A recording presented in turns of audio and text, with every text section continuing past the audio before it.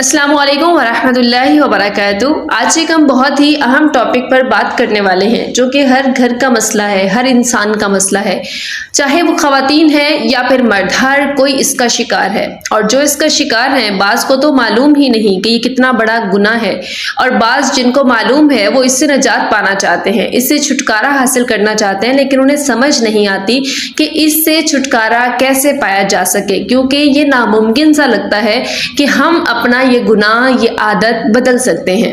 تو آج میں آپ کو سب سے پہلے تو بتاؤں گی کہ گناہ ہے کیا اور کس قدر سنگین ہے، اس کی کیا وعید ہے، کیا عذاب ہے، کتنا گناہ ہے، اور اس کو ہم چھوڑ کیسے سکتے ہیں۔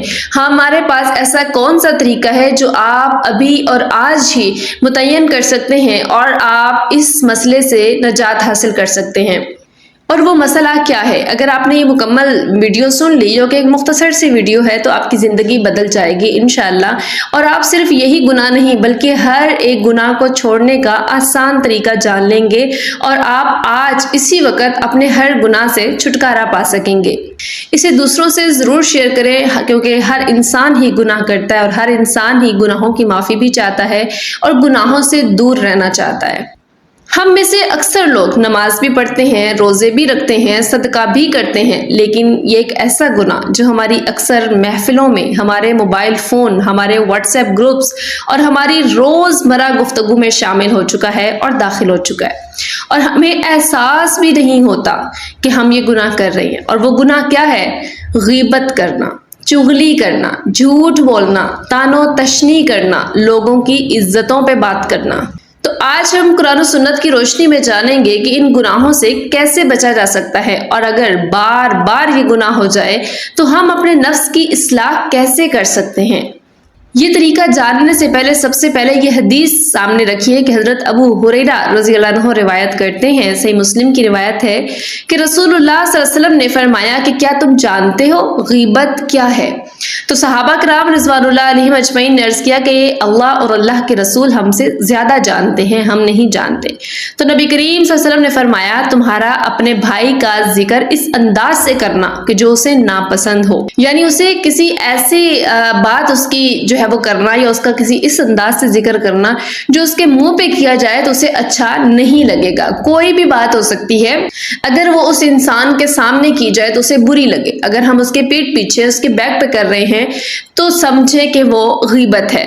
اب ایک آدمی نے عرض کیا کہ اگر وہ بات واقعی اس میں موجود ہو، یعنی جس بات کا ہم ذکر کر رہے ہیں وہ اس کے اندر موجود ہے، وہ عیب یا کوئی بھی غلطی یا کوئی بھی ذکر ہے، تو نبی کریم صلی اللہ علیہ وسلم نے فرمایا کہ اگر وہ بات اس میں موجود ہے تو تم نے اس کی غیبت کی، اور اگر اس میں موجود نہیں تو پھر تو تم نے اس پر بہتان باندھا، یعنی یہ اس سے بھی بڑا سنگین گناہ ہے۔ جیسے آج آپ کو پتا ہے کہ ہر دوسرا بندہ یہ بات کرتا ہے کہ دیکھو میں تو سیدھی بات کر رہا ہوں، یہ بات اس میں موجود ہے، میں نے حق کی بات کی ہے، میں نے یہ بات کر دی ہے، اس میں واقعی ایسا ہے تو بات کرنے میں کیا حرج ہے۔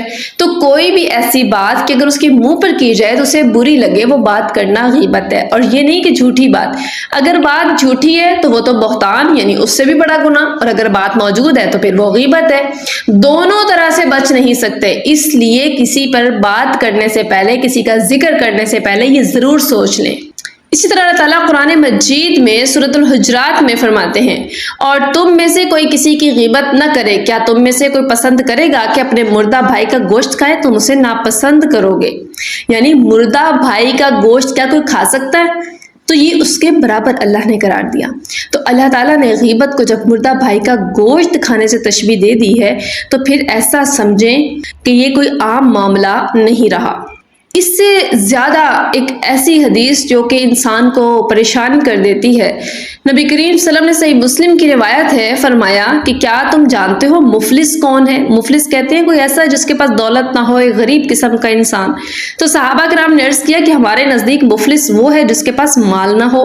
تو نبی کریم صلی اللہ علیہ وسلم نے فرمایا کہ میری امت کا مفلس وہ ہے جو قیامت کے دن نماز، روزہ، زکوٰۃ تو لے کر آئے گا، لیکن اس نے کسی کو گالی دی ہوگی، کسی پر تہمت لگائی ہوگی، کسی کا مال کھایا ہوگا، کسی کا خون بہایا ہوگا، کسی کو مارا ہوگا، پھر اس کی نیکیاں ان لوگوں میں تقسیم کر دی جائیں گے۔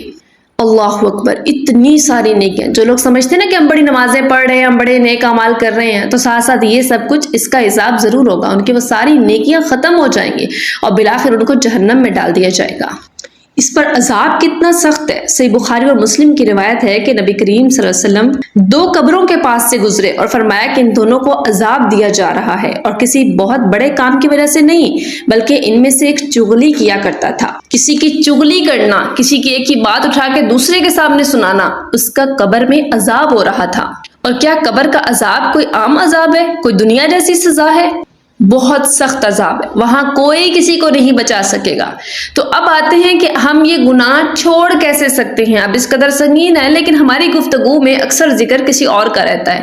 ہم جب 2 لوگ آپس میں بیٹھے ہوں، چاہے ہم فون پہ بات کر رہے ہیں، چاہے ہم گھر میں بیٹھے ہیں، کوئی آ گیا تو ہم ضرور دوسروں کا ذکر کر رہے ہوتے ہیں۔ تو ہم اس گناہ سے کیسے بچ سکتے ہیں؟ اس کا طریقہ بہت آسان ہے۔ سب سے پہلے تو یہ والا گناہ چھوڑنے کا، یا کوئی بھی گناہ چھوڑنا ہے، اس کا طریقہ بہت آسان ہے اگر انسان یہ سوچ لے کہ میں نے یہ گناہ چھوڑنا ہی چھوڑنا ہے۔ سب سے پہلا طریقہ تو یہ ہے کہ گناہ کی سنگینی کو یاد رکھیں، اس گناہ کا عذاب کیا ہے، سختی کیا ہے، اس کو یاد رکھیں۔ جب بھی غیبت ہونے لگے فوراً سورہ حجرات کی آیت یاد کر لیں کہ کیا اپنے مردہ بھائی کا گوشت کھانا پسند کرو گے، اور دل میں یہ تصور کریں تو آپ دیکھیں گے کہ زبان رکنے لگ جائے گی۔ اس کے بعد اپنی مجلسوں کا جائزہ لیں، جہاں پہ 2 لوگ بیٹھے ہیں وہاں جائزہ لیں کہ کیا میری گفتگو کا زیادہ حصہ کسی کے بارے میں ہے، کیا میں لوگوں کے عیب بیان کر رہی ہوں، کیا میں دوسروں کے گھریلو مسائل کو بیان کر رہی ہوں۔ تو اگر جواب ہاں ہے تو پھر آپ کو اصلاح کی ضرورت ہے، اور اس کا سب سے پہلا حل کہ خاموشی کی عادت، کیونکہ صحیح بخاری اور مسلم کی روایت ہے نبی کریم صلی اللہ علیہ وسلم نے فرمایا جو اللہ اور آخرت کے دن پر ایمان رکھتا ہے وہ اچھی بات کہے یا پھر خاموش رہے۔ تو خاموش رہیں، زیادہ بات کرنے کی ضرورت نہیں، کیونکہ جتنا کوئی بولے گا اتنی باتیں نکلیں گی اور گناہ لکھے جائیں گے۔ بالفرض پھر بھی اگر کوئی غیبت ہو جائے تو فوراً استغفار کریں، استغفر اللہ واتوب الیہ، اللہ سے معافی مانگیں۔ جس کی غیبت کیا اس کے لیے دعا کرنا شروع کر دیں، اور آئندہ نہ کرنے کا اللہ سے وعدہ کریں۔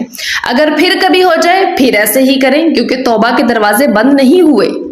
اس کے بعد ایک اور کام کریں کہ اپنے لیے ایک چھوٹی سی سزا متعین کر لیں، اپنی ذاتی، کہ میں یہ گناہ اگر کروں، بالفرض غیبت ہے یا کوئی بھی گناہ ہے، کہ اگر میں نے یہ گناہ کیا تو میں اپنے آپ کو خود سزا دوں گی۔ اللہ نے تو دینی ہی دینی ہے، لیکن میں اپنے آپ کو خود دوں گی۔ اگر میں نے غیبت کی یا کسی کو برا بھلا کہا، کسی پہ بہتان لگا دیا، کوئی غلطی کر دی، کوئی جھوٹ بول دیا، تو میں نے 2 رکعت نفل ادا کرنے ہیں، یا پھر آپ یہ کہیں کہ میں نے اتنی رقم صدقہ کرنی ہے، یا میں نے اتنی دفعہ جو ہے وہ استغفار پڑھنا ہے، یا میں نے اس طرح سے کوئی بھی سزا جو ہے متعین رکھے۔ جیسا کہ بہت سارے لوگ اس طرح اپنے لیے سزا متعین کرتے ہیں، کوئی اپنے آپ کو ہاتھ کو آگ پہ رکھتا ہے کہ جی میں آگ برداشت کر سکتی ہوں یا نہیں، تو فوری وہ گناہ جو ہے مائنڈ سے نکل جاتا ہے کہ نہیں مجھے نہیں کرنا، اللہ کا خوف آ جاتا ہے۔ اسی طرح بار بار نماز پڑھنے سے شیطان خود بھی آپ کو گناہ سے روکے گا، بھئی جب اس نے گناہ کرنا ہے اور اس کے فوراً بعد اس نے پھر اللہ کے در پہ گر جانا ہے، تو اس سے بہتر اس سے گناہ ہی نہ کروایا جائے، اللہ کے اور قریب نہ ہو جائے، کیونکہ بار بار توبہ کرنے والا انسان اللہ کو زیادہ پسند آتا ہے۔ تو یہ سب سے بہترین طریقہ ہے۔ پہلا، دل میں برا جانیں، گناہ کی سنگینی کو یاد کریں۔ دوسرے نمبر پہ استغفار کریں، توبہ کریں، اللہ سے وعدہ کریں، دعا کریں اللہ مجھے محفوظ فرما۔ اور جس کی آپ نے غیبت کی، جس کے متعلق بات کی، جس کے متعلق کوئی گناہ تھا، اس کے لیے اللہ سے دعا کریں، تو شیطان خود آپ کو اس گناہ سے روکنا شروع کر دے گا۔ اور اگر آپ اپنی زبان کو کنٹرول کر لیتے ہیں اور اس پر عمل کر لیتے ہیں تو پھر نبی کریم صلی اللہ علیہ وسلم کی ایک بہت خوبصورت حدیث مبارکہ ہے، صحیح بخاری کی روایت ہے کہ آپ صلی اللہ علیہ وسلم نے فرمایا جو شخص مجھے اپنی زبان اور اپنی شرمگاہ کی ضمانت دے دے میں اس کے لیے جنت کی ضمانت دیتا ہوں۔ اگر زبان کنٹرول ہو گئی، خواہش کنٹرول ہو گئی تو سمجھے جنت کی بشارت ہے۔ تو اس لیے آج سے ہی وعدہ کریں کہ انشاءاللہ ہم کوئی ایسا گناہ نہیں کریں گے جو ہماری نیکیوں کو کھا جائے، ہمارے دلوں میں نفرت پیدا ہو جائے، قیامت کے دن ہم مفلس ہو جائیں۔ ہم کسی کی غیبت نہیں کریں گے، کسی کی چغلی نہیں کریں گے، بلکہ استغفار کریں گے، توبہ کریں گے، اپنے لیے کوئی سزا متعین کریں گے تاکہ نیکسٹ یہ غلطی ہم سے دوبارہ نہ ہو۔ تو امید ہے انشاءاللہ آپ اس پر عمل کر کے اپنے گناہوں سے چھٹکارا پا سکیں گے۔ مجھے بھی اپنی دعاؤں میں یاد رکھیے گا۔